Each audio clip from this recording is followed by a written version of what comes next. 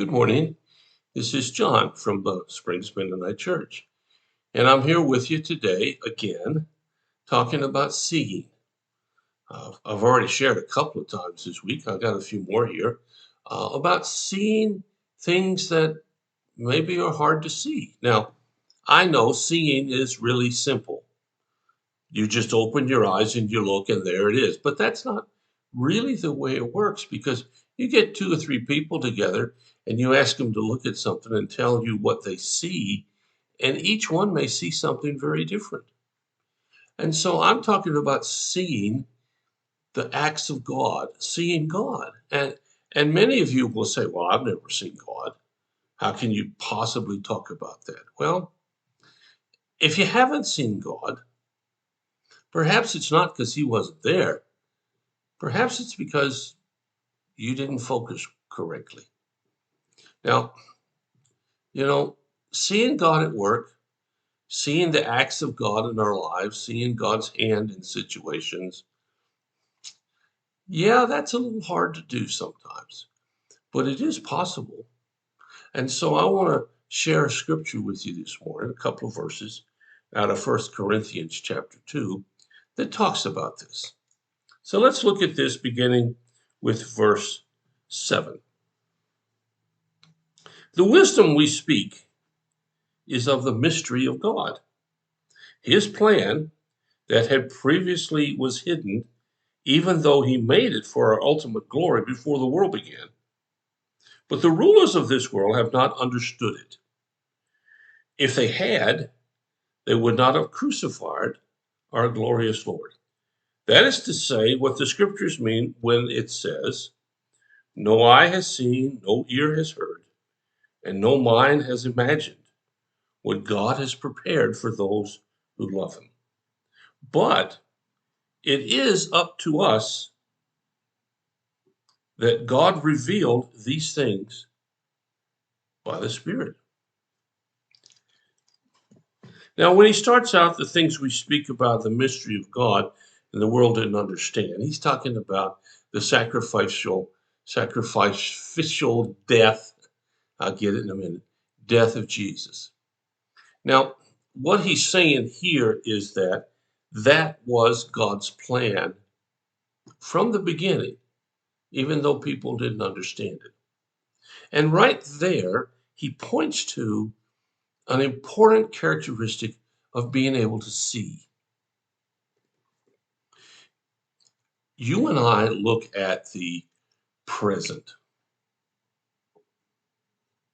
Yeah, we look at the right here and now.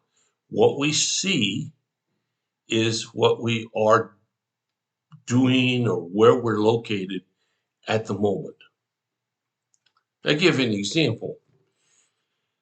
As many of you know, my wife can't see very well, and we're driving around, and I'm still learning how to relate to her because I can't say, well, something is over there because and point with my finger because she doesn't see my finger, so she doesn't know where there is. And we'll be driving along, and maybe I'll see a deer on the side of the road or a really interesting tree or something. And I'll say, "Hey, that was a really great tree right there." And she'll say, "Where?" Well, by the time that I've said it and she's responded, we've passed it, which means that she can't see it.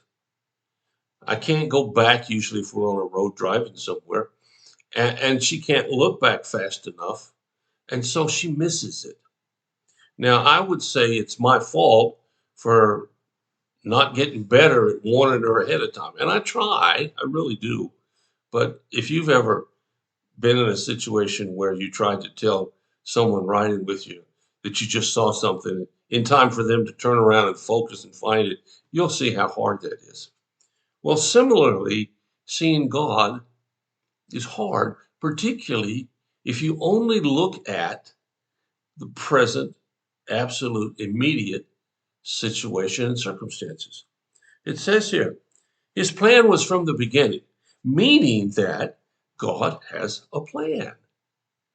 And I would go on to say that that plan is a plan for you and for me and our lives and all of those around us. So just because you don't think God is having anything to do with you doesn't mean that God isn't having something to do with you, even right as I speak.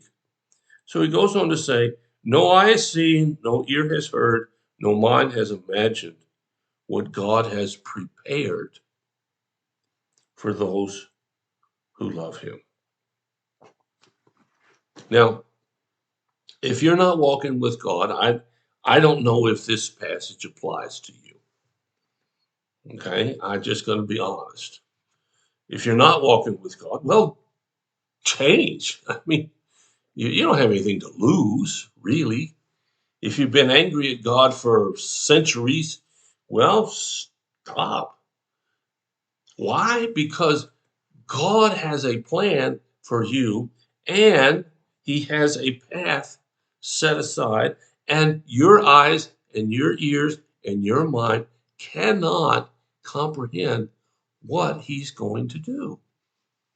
You see, in order to see God, we have to look in the broadest width that we can. We have to look in the past, we have to look in the present, and we have to somehow trustfully look into the future. Now, if we only do one of those three, we won't see God.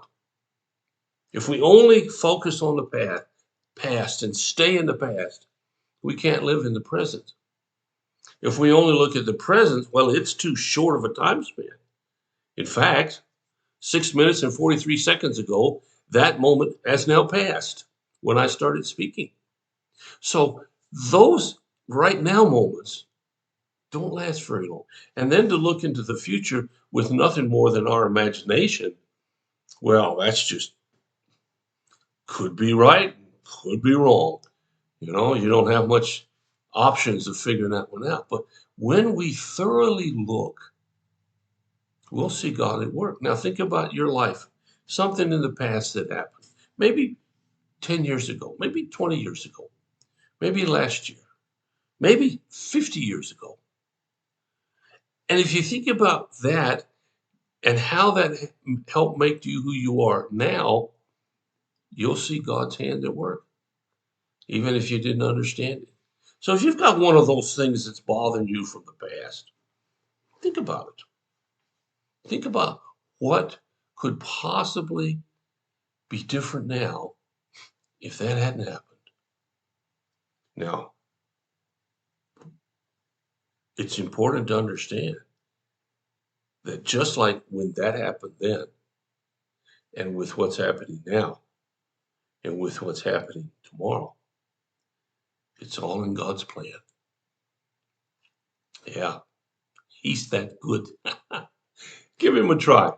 Open your heart and your eyes. See what you see. Thanks for listening. I hope that you have a great day. And I hope that if you have a need or a concern, you'll share it with us. And we'll do whatever we can as fast as we can to help meet your need. Thanks so much for listening. I'll be back tomorrow with another idea about seeing.